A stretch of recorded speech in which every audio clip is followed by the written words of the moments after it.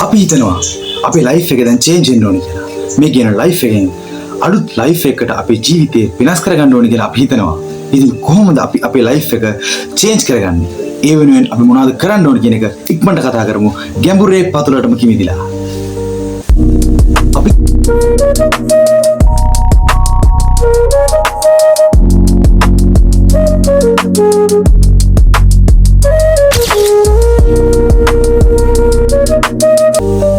අපි ගෙවන සාමාන්‍ය ජීවිතේ අපි ගෙවාගෙන යනකොට අපිට හිතෙනවා සමහර වෙලාවල් වලට මේ ගෙවන ජීවිතේ හරි බෝරින්, මේ ගෙවන ජීවිතේ හරිම නීරසයි, අපි මේක විඳිනව නෙමෙයි විඳවනවා වගේ.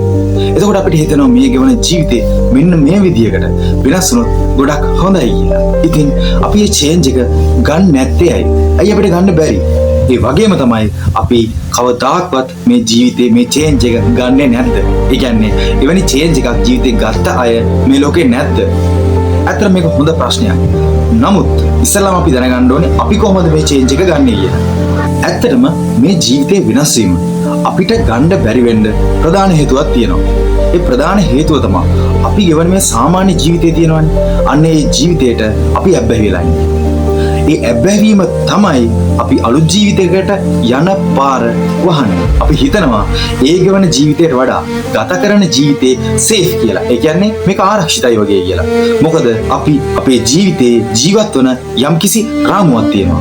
අන්නේ රාමුවෙන් පිටයි අපි යන්න අකමැති වෙන්නේ. මොකද්ද මේ රාමුව කියලා මම අදහස් කරේ? ඔයා හොඳට හිතලා බලන්න. ඔයාගේ ජීවිතේ නැද්ද? ඔයා කනබොන ස්ටයිල් එකක්, කනබොන විදියක්. ඔයා නැද්ද ඔයාගේ ජීවිතේ අඳින පළඳින විදියක්? ඔයාගේ ජීවිතේ නැද්ද ඔයා හිතන විදියක්? විශේෂයෙන්ම ආගමික චින්තනය, සංස්කෘතික චින්තනය, ඒ වගේම තමයි ඔයාටම කියලා වෙන් වෙච්ච ප්‍රශ්න. මොකක්ද මේ ඔයාටම කියලා වෙන් වෙච්ච ප්‍රශ්න කියලා කියන්නේ? කවදාකවත් ඔයා ඔයාගේ යාළුවාට කියලා නැද්ද? එහෙම නැත්නම් ඔයාගේ යාළුවෝ ඔයාට කියලා නැද්ද? ඔබ දන්නවනේ මචං මට තියෙන ප්‍රශ්න. ඒ කියන්නේ අපි විශ්වාස කරනවා අපිට මේ ප්‍රශ්න තියෙනවා කියලා. ඇත්තටම මිනිසුන් මේ චේන්ජ් එක ගන්නෙ නැද්ද? අපිට මේ චේන්ජ් එක ගන්න බැයිද? මේ ලෝකේ බහිතරයක් මිනිස්සු මේ වෙනසට භාජනය වෙනවා. සහ දවසක ඔයත් මේ වෙනසට භාජනය වෙනවා. නමුත් මේ කරන්න යන්නේ අපි ලයිෆ් එකට බූස්ට් එකක්.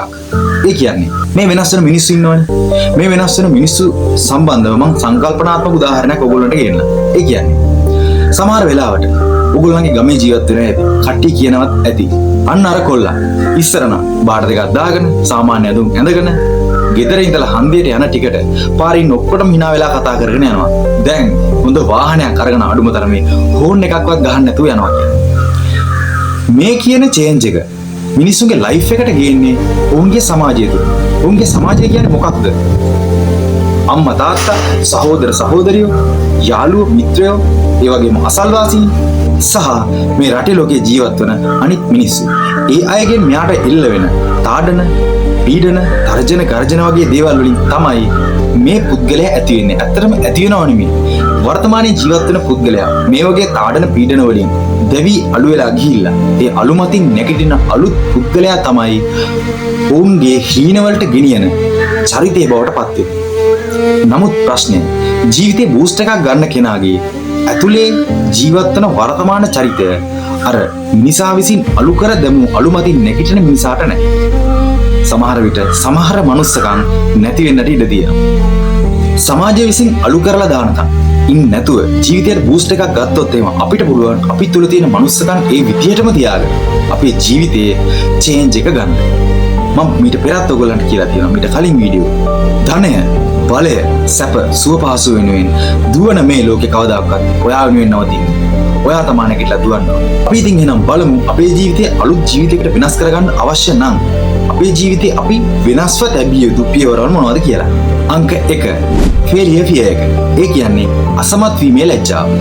හුඟක් අය බයයි. සමහර විට මේ වීඩියෝ එක නරඹන ඔයත් එහෙම ඇති. හුඟක් අය බයයි අලුත් පියවරක් තබන්න මේ තබන පියවර අසමත් වෙයිද කියන බය. අනිවාර්යයෙන්ම ජීවිතේ වෙනසක් ඇති කරගන්නට නම් ඔබ අලුත් පියවරක් තැබිය යුතුමයි. ඔබ බය වෙන තෙක් ඔබට ඒ පියවර තබන්නට බෑ. මං කලින් කිව්වා වගේ කවදා හෝ දවසක් එනවා. නමුත් කවදා හෝ දවස එනකන් ඉන්නේ නැතුව ජීවිතේ චේන්ජ් එක අදම ලං කරගන්න නම් ඔයා හැකි ඉක්මනින් ඔයාගේ අලුත් පියවර තියන්න ඕනේ. හුඟක් ලෝකේ සාර්ථක වුණු මිනිසුන්ගේ ඉන්ටර්විව් ගිහලා බලන්න. ඒගොල්ලෝ ඒගොල්ලන්ගේ සාර්ථකත්වයේ වර්තමානයට වැඩිය ඔවුන්ගේ අසාර්ථකත්වයේ ආශිර්වාදයට ප්‍රේම කරනවා. විශේෂයෙන්ම ඔයා ව්‍යවසායකයෙකු වීමේ අදහසක් තියෙන කෙනෙක් නම් මතක තියාගන්න ව්‍යවසායකයෙකුගේ ප්‍රධාන සුදුසුකම තමයි අවදානම් දැරීමේ හැකියාව. අංක 2. මිනිසුන් මොනවා හිතයිද? මේ ලෝකයේ සමහර මිනිස්සු ඉන්නවා. ඒගොල්ලෝ තමන්ගේ ජීවිතේ නොවිඳාම මැරිලා යනවා. මේක ඊටාම නරක දෙයක්. මොකද මේකට හේතුව අපි තව පාරක් සංකල්පනාත්මක උදාහරණයක් ගමු බලන්න. මම මෙහෙම කියනවා. එක ගමක එක් පවුලක් ඉන්නවා. ඒ පවුලේ එක් දරුවෙක් ඉන්නවා. ඒ දරුවට ඒ දෙමාපියෝ ඊටමත් ආදරෙන් ගුණගරුකව හැඩි දැඩි කරලා ඒ ළමයාට හොඳින් උගන්වලා රටට තොටට දායාද කරනවා. හරි. මේ ළමයා දැන් හොඳින් ඉගෙනගෙන ඉන්නේ. ගමේ වැදගත් චරිතයක් විදිහට ජීවත් වුණ පවුල. හොඳයි. හොඳින් ඉගෙනගත්ත ළමයාට හොඳ රැකියාවක් ලැබෙනවා. ජීවිතේ ඉදිරියට යනකොට මේ කියන පුද්ගලයාට විවිධ ප්‍රශ්න තාඩන පීඩන වලට මුහුණ දෙන්නට සිද්ධ වෙනවා. අපි උපකල්පනය කරගමු.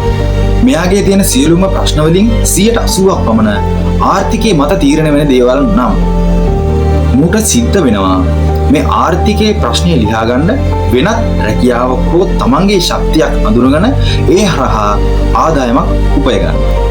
හරි. ඔහුගේ රැකියාව ඒකත් ඊටමත් වැදගත් රැකියාවක් නම් ඔහු හිතනවා මම රැකියාවෙන් ඉවර වෙලා ගෙදර ඇවිල්ලා වෙනත් දෙයක් කරන්න ඕනේ. නමුත් එහෙම දෙයක් කරන්න මට යන්න බෑ. ගමේ මිනිස්සු මොනවා හිතයිද? ඉතින් ඔහු ඒ චින්තනය අත්හරින තාක් ඔහු ඒ ප්‍රශ්න තුලම ජීවත් වෙනවා. ඕක තමයි ප්‍රධාන ගැටලුව. අනෙක් කාරණාව තමයි අපි හිතන තරම් මිනිස්සු අපි ගැන හිතන්නේ නැහැ. ඕනනම් මේ පරීක්ෂණය ඔයත් කරලා බලන්න. ඔබගේ ගෙදර ඉඳලා ළඟම තියෙන නගරයකට ඔබ බස් එකේ ගිහිල්ලා ආපහු ගෙදර එන්න. හැබැයි ඔබ යන්න ඕනේ කිසිම පාවාහන් යුගලයක් දාන්න නැතුව. ඒ කියන්නේ සෙරපු දෙයක්වත් දාන්න නැතුව ඔයා ටවුන් එකට ගිහිල්ලා එන්න. බස් එකේ. ඔබ ටවුන් එකකට නම් යන්නේ. එතන මිනිස්සු දිනෝදාහක් ඉදිරියේ ඔබගේ රූපය කැරකෙනවා. ඔබ හිතන්නේ ඔබ ගිහිල්ලා එනකන් 50 දෙනෙක්වත් ඔබගේ මේ පාවහන් නැති එක දකි කියලාද? විශ්වාස කරන්න ඒක එහෙම වෙන්නේ නැහැ. මොකද මිනිසුන්ට අපි ගැන බලනවට වැඩි වැඩ තියෙනවා. අපි හිතුවට. ඔවුන් අපි දිහාම නෙමෙයි බලන් ඉන්නේ. මොකද ඔවුන් ගත කරන්න ඔවුන්ටත් ජීවිතයක් තියෙනවා. අංක 3 රිස්ක් ෆියර් එක. ඒ කියන්නේ ඔබට ජීවිතේ මුණ ගැහිලා තියෙනවද? මට නම් මුණ ගැහිලා තියෙනවා. ලොතරැයියක් ඇදෙනවට අකමැති මිනිසුන් මේ ලෝකේ ඉන්නවා. ලොතරැයියක් ඇදෙනවට අකමැති මිනිසුන්. ඒ කියන්නේ ඔවුන් කියනවා මම මේ ගෙවන ජීවිතේ මට තර්ජන නැහැ. නමුත් මට ලොතරැයියක් ඇදුනොත් මට හොඳට සල්ලි තියෙනවා. මට සොර සතුරු බිය ඇති වෙනවා.